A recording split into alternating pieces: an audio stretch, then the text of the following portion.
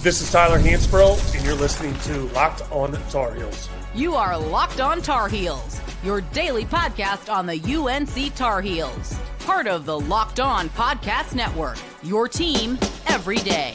The reason I said Carolina should raid the Mountain West Conference is because not only do I want their player of the year, I want their defensive player of the year, their freshman of the year as well. Yes, doubling up is a guy that Carolina just saw last week, Magoon, Gwath, the freshman, the redshirt freshman, I guess I should specify, from San Diego State. This dude is some kind of physical something. Guys, to get some muscle on that boy's bones, but good grief. He is tantalizing to me, Magoon Gwath. I mean, when you think about what Carolina needs in the post, he's not in the mold of Armando Bacot. He does it differently, but boy, he can do it. And look, you saw it, right? Like, and any of you that might have been at the game, you saw it in real time as he's just coming back from injury and still goes out and just has a nice game against Carolina. Now, with Gwath, at least as of the time I'm recording, I have not yet been able to confirmation out to him. So this one at this point is more of just a, oh boy, I would love that.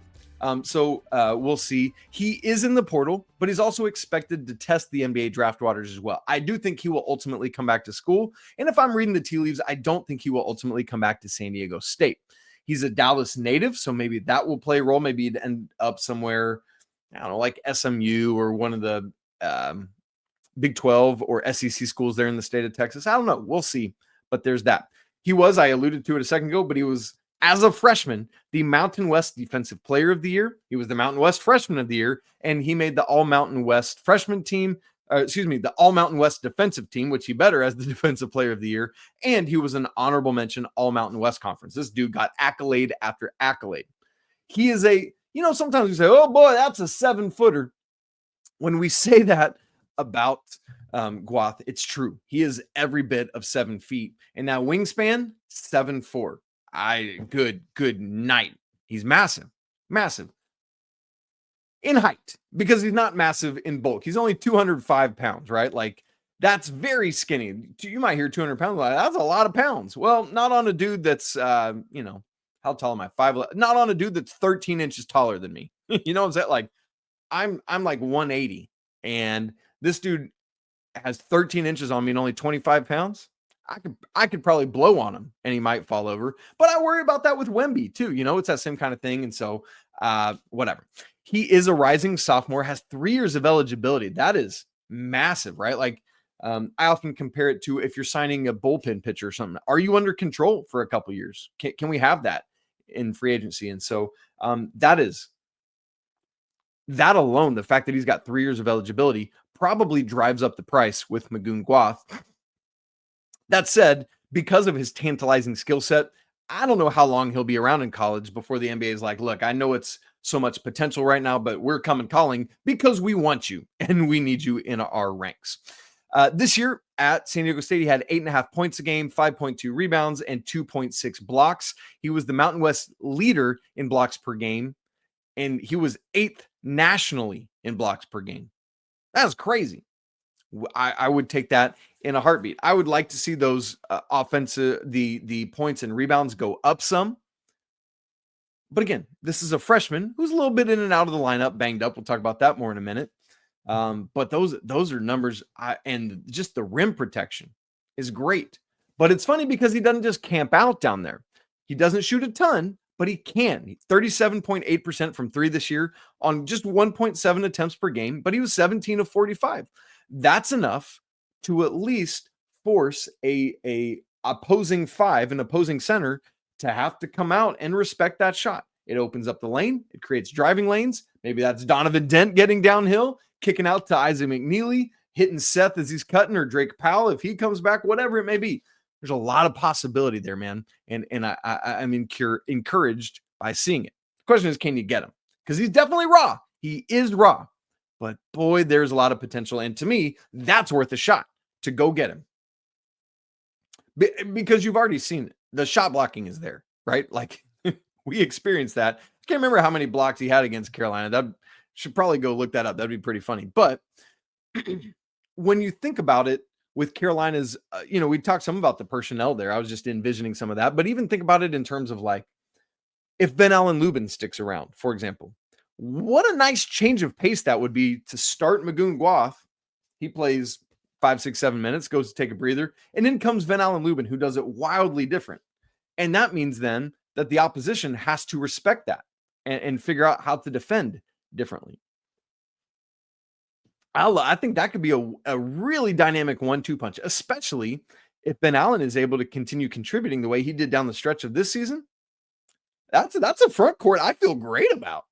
Now you need your four, right? Like Caleb Wilson coming in, and Drake, if he's still around, would probably slide up sometimes, and we'll see what else happens. But that's what we're looking at, and I think there's a lot of possibility with it.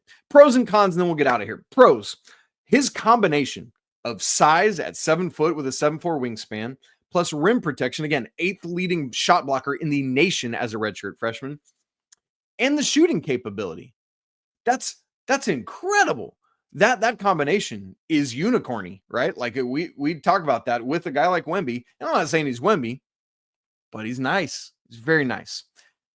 Next pro for me is the shot blocking. I mean, just pure and simple. Because it's one thing to just be long, but not everybody that's long has it. He's got it, man. He gets the timing. He gets the weak side timing. He knows how to just set you up and do it.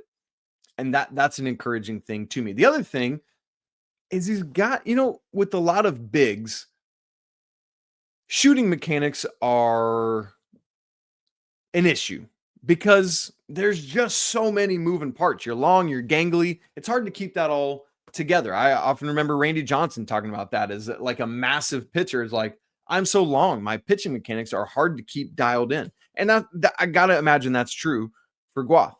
But yet, his shot looks nice. And it's going to continue to develop. He's going to continue to get better in those regards. And so, man, the combo of what he would bring from a skill set standpoint, I'm intrigued, man. I'm intrigued in a big way. And then the cons, because again, I want to share all sides of it. He's got to get stronger. He got to get more meat on those bones. That's a real thing. Another is injury concerns. He had a injury-plagued senior year of high school.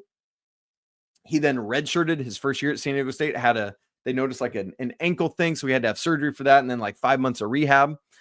And then this year he played as a redshirt freshman, but was in and out, had some injury. Like he was literally coming back from injury for the game against Carolina in the play-in game, wore that knee brace. That's a real thing. So is that an issue? Is that like, maybe we don't want Gwath because he's broken down?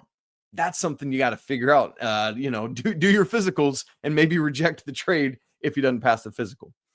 And then the other con I would say is that he just doesn't fully trust his shot yet. He's learning to, but it's not there, right? Like he's not just going to pop out quick trigger. Like there's a little bit of methodical getting ready to that thing with Magoon Gwath. But man, end of the day, if Carolina can go out and get him, and look, we don't even know. There's still 16 teams playing. There's guys that haven't entered yet. It's literally only been open for this point for 3 days.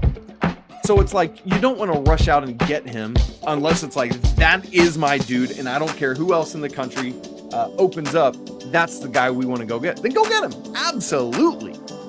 But at the least, I think you've got to be in conversations with him, pending other people who you might have your eye on that you want to wink at a little bit when they enter the portal and see if you can nab them.